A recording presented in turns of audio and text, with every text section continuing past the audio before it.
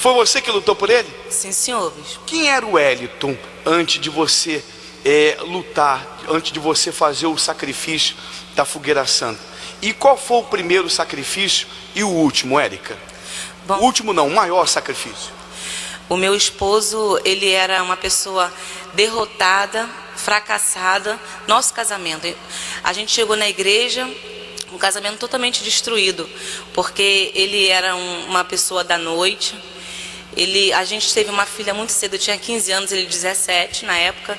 Então, a época que era pra gente estar curtindo, né, entre aspas, ele se sentiu preso, então ele começou a sair. E aí ele me deixava em casa, sozinha com a nossa filha. Eu chorava a madrugada todinha, esperando ele voltar. E quando ele chegava, a gente brigava. Eu queria achar um bilhete no bolso dele e encontrava sempre marca no pescoço.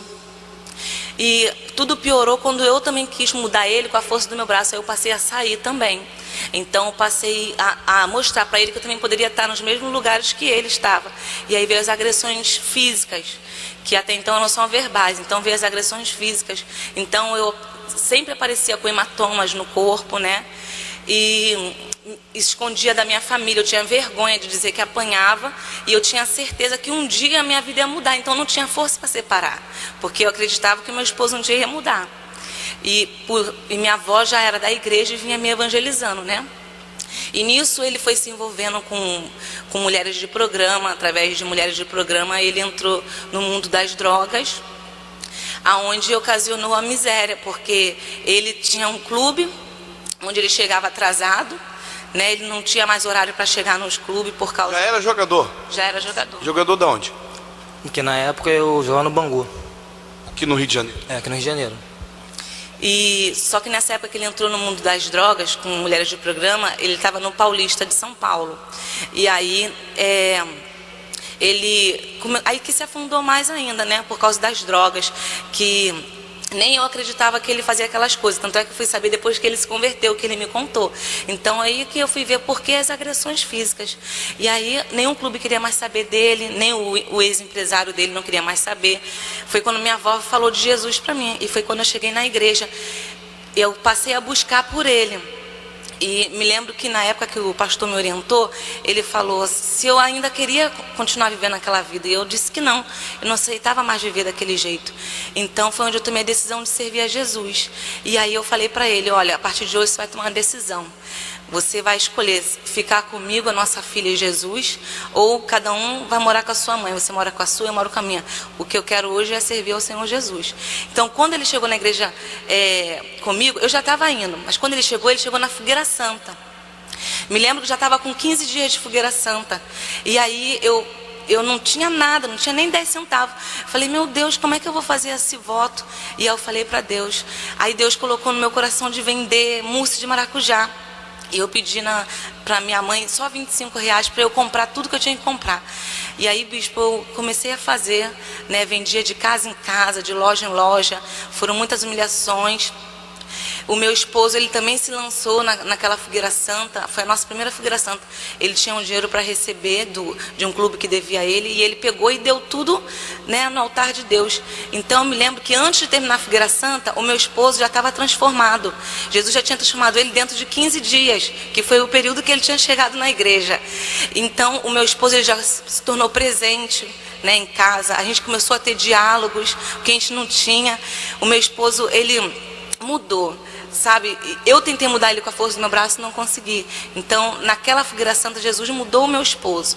E ele, no domingo, ele cumpriu o voto. Na segunda-feira, o ex-empresário dele ligou para ele e falou assim, olha, Wellington, não sei o que está acontecendo, mas tem uma coisa me incomodando e eu vou te ajudar mais uma vez. Você vai para um clube grande, que era o Cruzeiro, lá de Belo Horizonte. E aí foi quando ele foi abençoado. E a gente foi para lá e a cada Fogueira Santa a gente se lançando, né? E Deus foi abençoando. E aí ele foi abençoado, foi para depois de outras Fogueiras Santas, ele foi para o Inter, né, lá de Porto Alegre.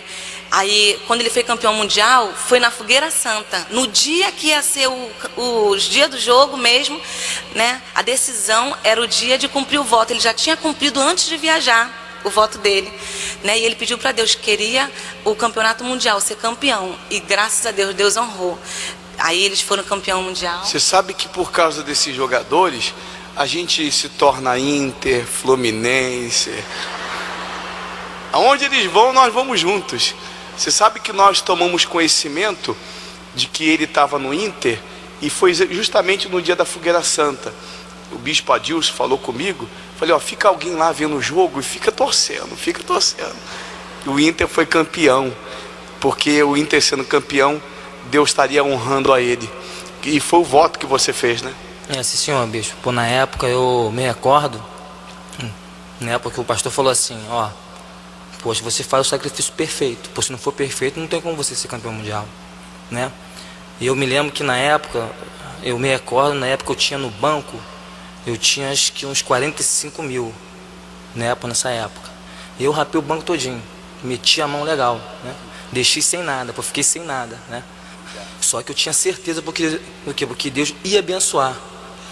Você pode ver porque tinha vários jogadores, porque tinha diretoria que não acreditavam, achavam assim, ó, pô, vão tomar de um só pelo menos, né? E eu não, eu já tinha aquela certeza, pô, porque o sacrifício foi perfeito. Foi contra o Real Madrid, né? Não, Barcelona. A Barcelona. Isso. Tá aí. Mudou tudo. Mudou tudo. A Fogueira Santa, ela não mudou só uma coisinha. A Fogueira Santa, ela mudou toda a minha vida. Não resolveu só um problema, mudou a vida. Toda a minha vida. E aí quando a gente começou a conquistar, né, bispo? Que aí a gente comprou a casa onde a gente viveu de aluguel. A gente comprou o fundo e a frente. E aí até a ex-dona da casa, ela passou a nos pagar aluguel durante algum tempo, até a casa dela ficar pronta. Eu pagava para ela, né? Aí virou, ela que passou a me pagar. E nós compramos a casa. Hoje a casa está muito bonita, que eu fiz uma reforma, ela ficou muito bonita. Compramos um apartamento aqui no Rio.